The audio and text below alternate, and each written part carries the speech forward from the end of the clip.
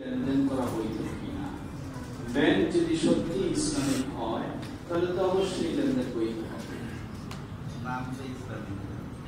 আমার জবাব হলো ব্যাংক যদি সত্যি ইসলামিক হয় তাহলে বৈধ হবে, আর যদি নাম দিয়ে ধোঁকা হয় তাহলে তো বৈধ হবে না। আর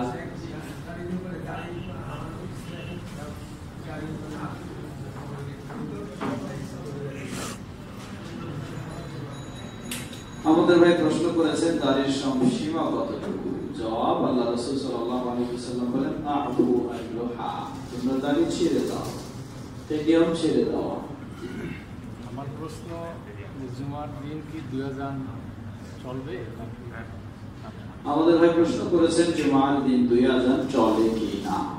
জবাব, সহিহুল বুখারীর হাদিস, রাসূল সাল্লাল্লাহু আলাইহি ওয়াসাল্লামের যুগে, আবু বকর রাদিয়াল্লাহু আনহুর যুগে, ওমর রাদিয়াল্লাহু আনহুর যুগে জুমার খুতবার সময় একটি আযান ছিল। অতঃপর ওসমান রাদিয়াল্লাহু আনহুর যুগে তিনি ইজতিহাদ করে আরেকটি সতর্কতামূলক আযান চালু করেছেন। এজন্য আহলুস সুন্নাহ ওয়াল জামাআতের এই ক্ষেত্রে আকীদা হলো যে যদি একটি আযানের কথাও যথেষ্ট হয় তাহলে দ্বিতীয় প্রয়োজন নেই। আর যদি ওসমান রাদিয়াল্লাহু আনহু যেই প্রয়োজনে ইজতিহাদ করে চালু করেছেন, সকল সাহাবায়ে কেরামগণ প্রাথমিক পর্যায়ে এটাকে মেনে নিয়েছেন, সেই ধরনের যদি প্রয়োজন দেখা দেয় তাহলে জায়েজ রয়েছে। সুতরাং কোথাও একটা থাকলে জোর করে দুইটা করতে হবে এমন নয়, আবার কোথাও দুটো থাকলে প্রয়োজনের তাগিদে হলে জোর করে একটা করতে হবে এমনটি নয়।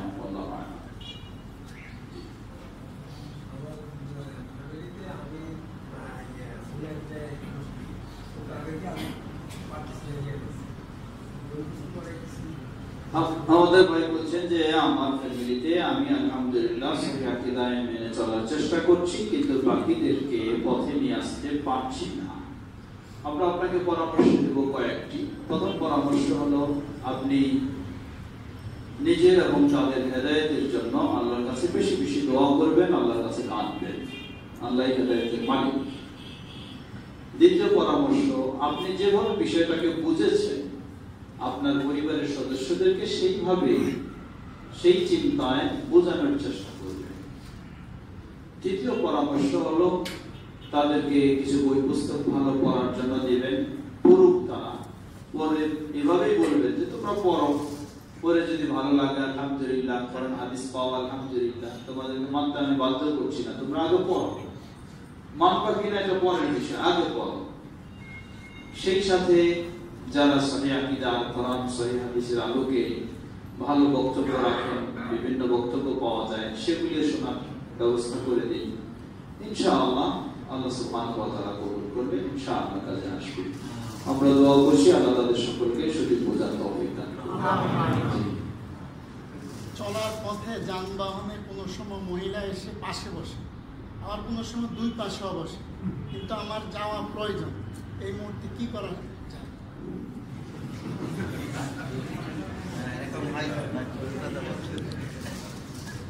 আমাদের ভাই প্রশ্ন করেছেন অনেক সময় যানবাহনে থাকলে পাশে মহিলা এসে বসে যায়, আমাকেও ওই পাশে যেতে হচ্ছে, প্রয়োজন, নেমে যাওয়া যাচ্ছে না, তাহলে কি করার? জবাব,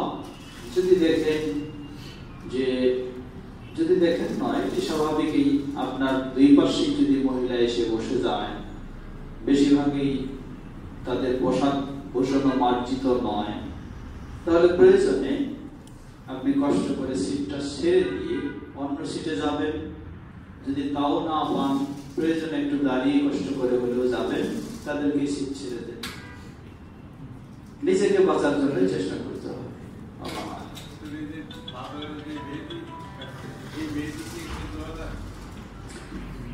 আমাদের ভাই প্রশ্ন করেছেন বাজারে যে মেহেদি পাউডার সিস্টেম পাওয়া যায়, এটি কি ব্যবহার করা যাবে? জবাব, যাবে, যেহেতু মেহেদির রং রয়েছে, আর অরিজিনাল মেহেদি খুঁজে বের করা, সংগ্রহ করা, ব্যবহার করা অনেক কঠিন, অতএব যাবে, অসুবিধা নেই।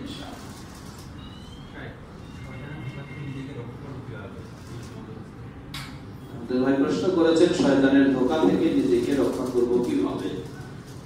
শয়তানের ধোঁকা থেকে নিজেকে রক্ষা করার জন্য সব সময় আউযু বিল্লাহি মিনাশ শাইতানির রাজিম এটি বেশি বেশি পড়বে, সব সময় এটি বেশি বেশি পড়বেন এবং আল্লাহকে বেশি ভয় করার চেষ্টা করবেন।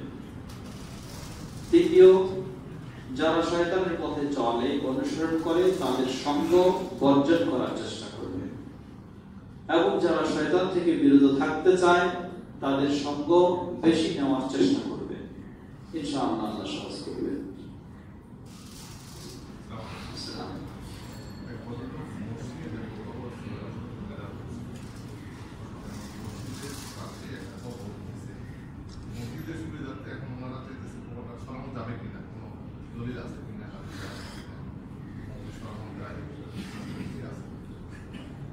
আমাদের ভাই প্রশ্ন করেছেন, একজন ব্যক্তি কবর ও মসজিদের জন্য জায়গা নিয়েছেন, সেখানে কবর দেওয়া হয়েছে, একজনের শুধু কবর দেওয়া হয়েছে এবং মসজিদও সেখানে নির্মাণ হয়েছে। এখন মসজিদ সম্প্রসারণের প্রয়োজন দেখা দিলে সেই কবরটাকে সরানো যাবে কি না?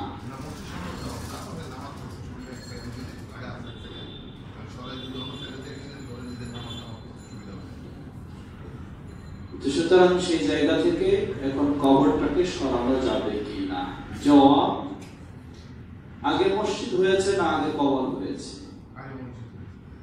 যদি আগে মসজিদ হয় তাহলে সেই জায়গায় মসজিদ থাকারই অধিকার, কবর থাকার অধিকার নয়। মসজিদ এবং কবর ইসলামী দৃষ্টিতে দুটি একসাথে হতে পারে না, কারণ মসজিদ হলো সালাতের জায়গা আর কবর হলো সালাত নিষিদ্ধের জায়গা, কবরে সালাত জায়েজ নয়। সুতরাং দুটি জিনিস একত্রে কখনো ইসলামী শরীয়তে বৈধ নয়। অনেকে আমাদের জাতীয় কবি কাজী নজরুল ইসলামের সুন্নত মানতে গিয়ে মসজিদের পাশে কবর দিয়ে ফেলে, ওই যে কবিতা আজান শুনবে আর ইত্যাদি, এগুলি আবেগী কথা, এগুলি ইসলামী কথা নয়। তো এই জন্য মসজিদের পাশে কখনোই কবর দেওয়া উচিত নয়। যদি দেওয়া হয়ে যায় তাহলে এটি করণীয় কি? জবাব, পরে যেহেতু কবর হয়েছে, এখন শরীয়ত এটাকে অ্যালাউ করছে না, এই জন্য কবরকে সেখান থেকে ট্রান্সফার করে কবরস্থানে নিয়ে যাবে। আবার ওই মসজিদের আশপাশে নয়, সেখান থেকে একেবারেই মসজিদটাকে চতুর্দিকে কবর মুক্ত করবে, সেজন্য কবরটাকে ট্রান্সফার করে নেবে কবরস্থানে, ইনশাআল্লাহ অসুবিধা নেই।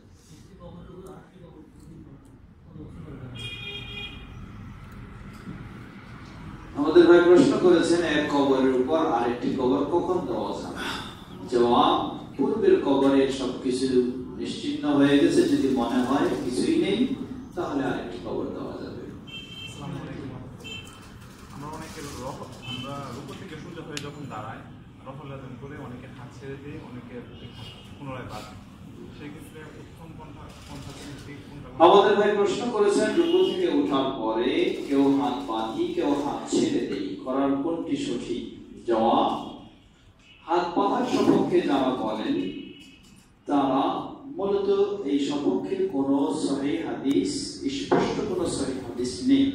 একটি হাদিস রয়েছে, সেটি দুর্বল, মূলত সেখানে ইস্তেহাদ করে বলেন। শেখ ইবনে বাজ রাহিমাহুল্লাহ বলেছেন যে দাঁড়ানো অবস্থায় হাত বাঁধা থাকাটাই উত্তম, সেই দিক থেকে তিনি হাত বাঁধার পক্ষে ফতোয়া দিয়েছেন। তো এটি হলো ইস্তেহাদের আলোকে।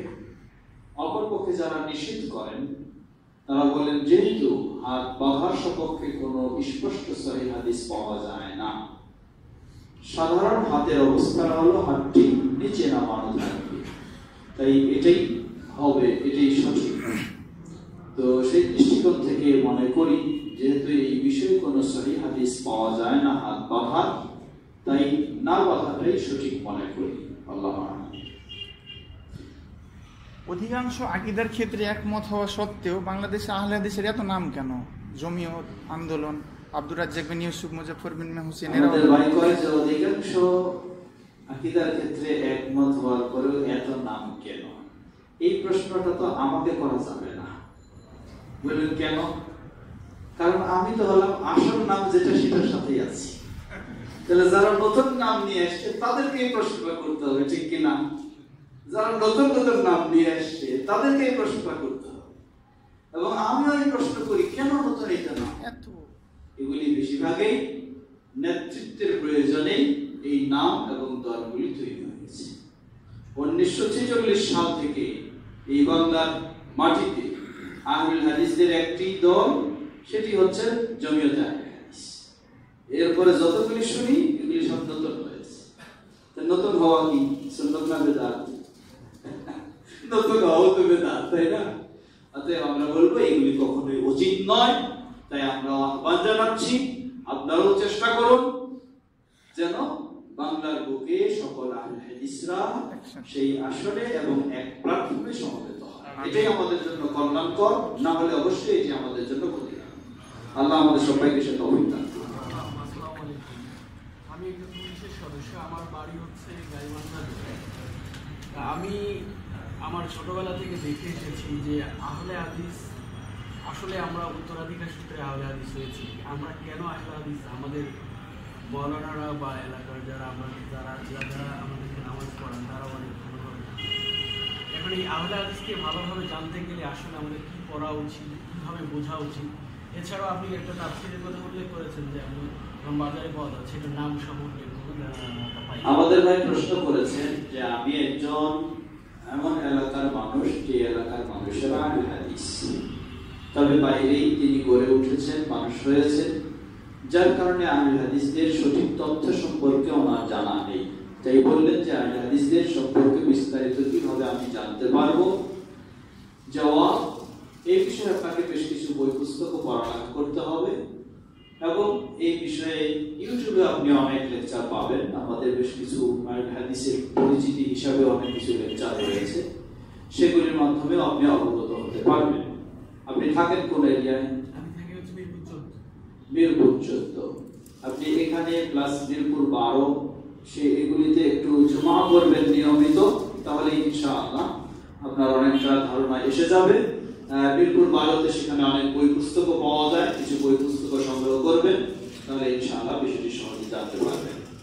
আর তাফসীরের কথা যেটি আমরা বলেছি, তাফসীর ফাতহুল মাজিদ, তাফসীর ফাতহুল মাজিদ আমার তত্ত্বাবধানে আমার নাম লেখা রয়েছে, সেটিও মিরপুর 12তে পাওয়া যায় এবং আরো বিভিন্ন জায়গায় পাওয়া যায়, সংগ্রহ করে নেবেন। যে আপনি আসসালামু আলাইকুম।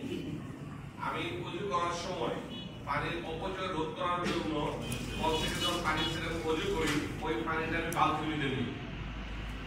ওযু করার পরে যে পা ধোয়া লাস্ট কোনটা জায়গা, ওই বালতি থেকে ওই পানিটা নিয়ে আমি পাচ্ছি, আমার ওযু কি হবে?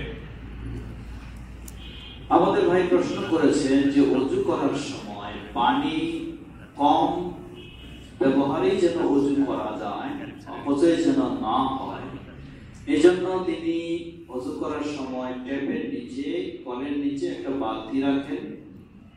প্রথমেই তিনি হাত, চেহারা ইত্যাদি সব ধৌত করেন, অতঃপর বালতিতে পড়ে থাকা পানিটা দিয়ে তিনি পা ধৌত করেন।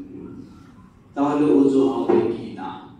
জবাব, কোন পাত্রে যদি পানি থাকে এবং সেই পাত্রে হাত ডুবিয়ে পানি তুলে যদি ওযু করা হয়, এতেও কিছু ব্যবহৃত পানিটা সেখানে ছিটাফোঁটাগুলি পড়ে, তাহলে অসুবিধা নেই। কিন্তু সম্পূর্ণই যদি আপনার ব্যবহার করা পানি দিয়ে আপনি পা ধৌত করেন, এটি ঠিক হবে না।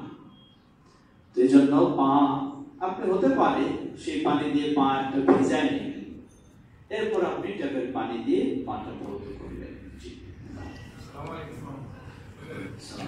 জি, জানাজার নামাজে মহিলাদের অংশগ্রহণ না করার বিষয়ে আমাদের ভাই প্রশ্ন করেছেন জানাজার সালাতে মহিলাদের অংশগ্রহণ না করার বিষয়ে কোনো নির্দেশনা আছে কিনা। জবাব, জানাজার সালাতে পুরুষদেরকে অংশগ্রহণের নির্দেশ দেওয়া হয়েছে। মহিলাদের অংশগ্রহণ নিষিদ্ধ এই ধরনের সরাসরি কোনো হাদিস নেই। সাধারণত জানাজার সালাত বাইরে হয়ে থাকে, আর মেয়েদের বাইরে অংশগ্রহণটা সহজ নয়, বিষয় এটাই একটা। তবে যদি এমন হয় কোন মসজিদে নিয়মিত মেয়েরাও জামাতের সাথে সালাত আদায় করে, মেয়েদের নির্দিষ্ট জায়গা রয়েছে, সেখানে যদি জানাজা হয়, তারা সালাতের জন্য উপস্থিত হয়েছে, সেই জানাজা তারা অংশগ্রহণ করবে, তাতে কোনো বাধা নেই।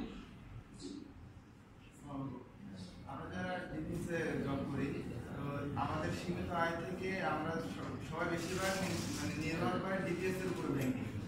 তো আমরা দেখাচ্ছি এখান থেকে ইন্টারেস্ট আসতেছে, মানে হারাম যেটা আমরা ধরে নিই। তো এছাড়া আমাদের টাকা জমানোর কোনো জায়গা আমরা পাচ্ছি না, খরচ হয়ে যাচ্ছে, আমাদের নির্ভর করতে হচ্ছে ওই ডিপিএস এর উপর। এটাই করা যাবে? আমাদের ভাই বলেছেন যে আমি এক জায়গায় জব করি, আমাদেরকে অনেক সময় নির্ভরশীল হতে হয় আমাদের ডিপিএস এর উপর, এবং জানি যে সেই ডিপিএস থেকে সেখানে সুদ ভিত্তিক অংশ দেওয়া হয়। তাহলে হুকুম কি? জবাব, যদি সুদ সংশ্লিষ্ট হয় তাহলে সেটি করা যাবে না, যেখানেই হোক, যেই কর্মীরই হোক। তবে যদি আপনি একান্তই না হলে হচ্ছে না, সেখানে আপনি সুদ মুক্ত সিস্টেমে জমা করতে পারেন।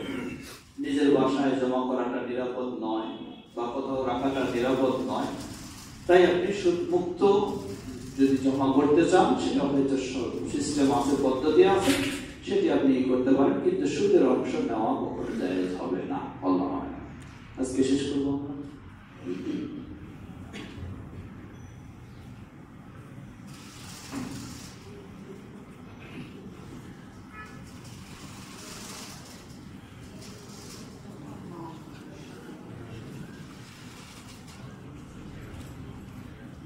আমাদের ভাই একটি প্রশ্ন করেছেন ঠিকাদারি ব্যবসা সংক্রান্ত। তিনি বলছেন যে সরকারি উন্নয়ন কর্মকাণ্ড পরিচালনাকারী সংস্থার প্রধান ব্যক্তি বা অন্য কেউ টাকার বিনিময় ব্যতীত ঠিকাদারদের কোনো উন্নয়ন কাজ প্রদান করেন না।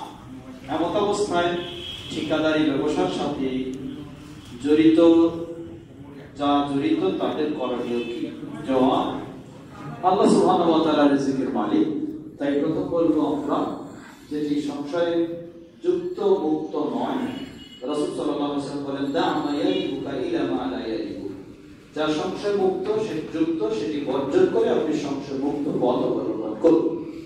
এটা যদি ভেজাল মুক্ত হওয়া নাই যায়, তাহলে আপনি ভেজাল মুক্ত পথে অগ্রসর হবেন। আল্লাহ রিজিকের মালিক, হয়তো আল্লাহ রিজিক বাড়িয়ে নেবেন, এটা গেল এক। দ্বিতীয় দিক, যদি একান্তভাবে এটা ছাড়া উপায় না থাকে, তাহলে সুদ বা ঘুষ বলা হয় কোনটা? ঘুষ বলা হয় একটা নিয়মিত বিষয়কে অনিয়মে নেওয়ার কারণে যা লেনদেন হয়, এটাকে ঘুষ বলা হয়। একটা নিয়মিত বিষয়কে অনিয়মে পরিণত করার কারণে যে লেনদেন হয়, এটাকে ঘুষ বলা হয়। এখন আপনি নিয়ম অনুযায়ী, আপনার অধিকার অনুযায়ী, আপনার যোগ্যতা অনুযায়ী আপনি এই কাজটা পান, কিন্তু দেখা গেছে যে সিস্টেমটা এমন হয়ে গেছে, আপনি যতই যোগ্য, যতই অধিকারী হন না কেন, সেখানে কিছু না দিলে আপনি আপনার অধিকার থেকেও বঞ্চিত হবেন। সেই ক্ষেত্রে বলা হয়, আপনি দিয়েছেন মাজলুম হিসাবে, আপনারটা ঘুষ নয়, কিন্তু যিনি নিয়েছেন তারটা ঘুষ। কথাটা বুঝাতে পারছি?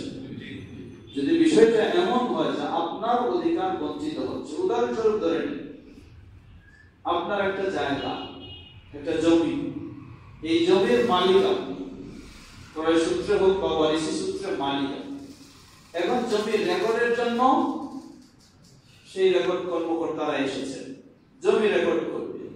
জমির মালিক আপনি 100%, কিন্তু তাদেরকে কিছু টাকা না দিলে আপনার জিনিসটাকে নির্ভেজাল রেকর্ড করে দিবে না, গ্যাঞ্জাম সৃষ্টি করে দিবে।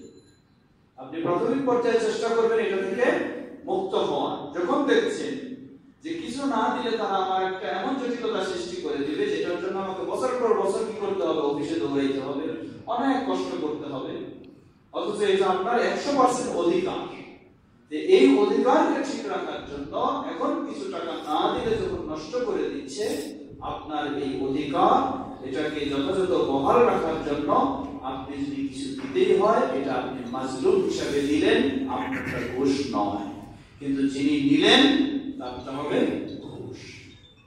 আর যদি একটা এমন হয়, আপনি জমির মালিক 10 টাকা, এখন আপনি রেকর্ড করে নেবেন 15 টাকা, এই রেকর্ড করে নেওয়ার 15 টাকা রেকর্ড করে নেওয়ার জন্য আপনি কিছু দিলেন, তাহলে আপনিও ঘুষ দিলেন, আর সেও ঘুষ নিল, দুই পক্ষ থেকে সেটি ঘুষ।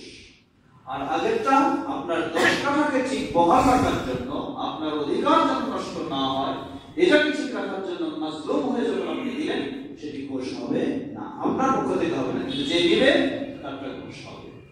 আল্লাহু তাআলা। আজকে তাহলে আমরা এখানে শেষ করি, অনেকগুলি হয়েছে। শেয়ার ব্যবসার ব্যাপারে একটু জানতে চাচ্ছি, যে অনেকে ব্যাংকে সুদ খাবেন এজন্য শেয়ার ব্যবসা করে, এটা কি আসলে বৈধ হবে? শেয়ার ব্যবসাও তো ধোঁকামুক্ত নয়। শেয়ার ব্যবসা কয়েক শর্তে বৈধ হতে পারে। প্রথম শর্ত হলো ধোঁকামুক্ত হতে হবে।